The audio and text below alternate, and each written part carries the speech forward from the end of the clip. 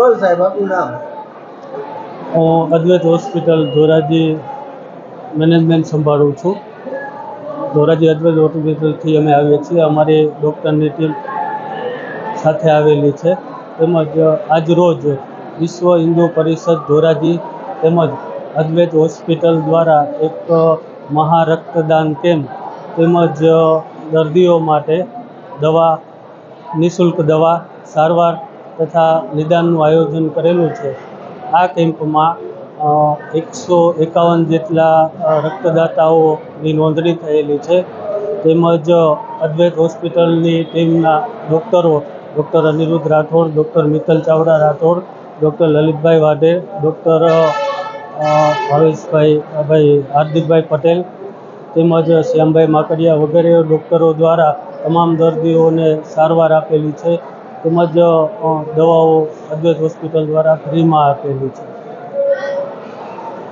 તરીકેની જવાબદારી નિભાવું છું. આજ રોજ ધોરાજીમાં વિશ્વ હિન્દુ પરિષદ અને અદ્વૈત હોસ્પિટલના અનુસંધાને અહીંયા બ્લડ ડોનેશન કેમ્પ અને ફ્રી રોગ નિદાનનું આયોજન કરેલ છે. અને આ કેમ્પમાં પોરબંદરની વિખ્યાત શ્રી રામ હોસ્પિટલે બ્લડ ડોનેશન કેમ્પમાં બ્લડ તરીકેની સેવા આપેલી છે. અને અહીંયા ફ્રી રોગ નિદાનનું આયોજન કરેલ છે. તેમાં ફ્રીમાં દવાઓ પણ આપવામાં આવે છે. અને આ આખા બ્લડ ડોનેશન કેમ્પની જહેમત વિશ્વ હિન્દુ પરિષદના અધ્યક્ષ દલસુખભાઈ વાગડિયા તેમજ મંત્રી દીક્ષિતભાઈએ ઉઠાવી હતી. વિશ્વ હિન્દુ પરિષદ તથા અદ્વૈત હોસ્પિટલ દ્વારા આજરોજ ધોરાજીની અંદર એક મહા રક્તદાન કેમ્પનું આયોજન કરેલું હતું અને સર્વરોગ નિદાન કેમ્પનું આયોજન કરેલું હતું. આ બ્લડ ડોનેશન કેમ્પની અંદર 150થી વધારે લોકોએ રક્તદાન કરેલું છે અને હજારો લોકોએ પોતાનું સ્વાસ્થ્યનું નિદાન કરેલું છે. અને ખાસ એક નોંધનીય બાબત એ છે કે આ કેમ્પની અંદર જે લાભાર્થીઓ છે તેને જરૂરિયાત મુજબની દવાઓ પણ ફ્રી આપવામાં આવે છે.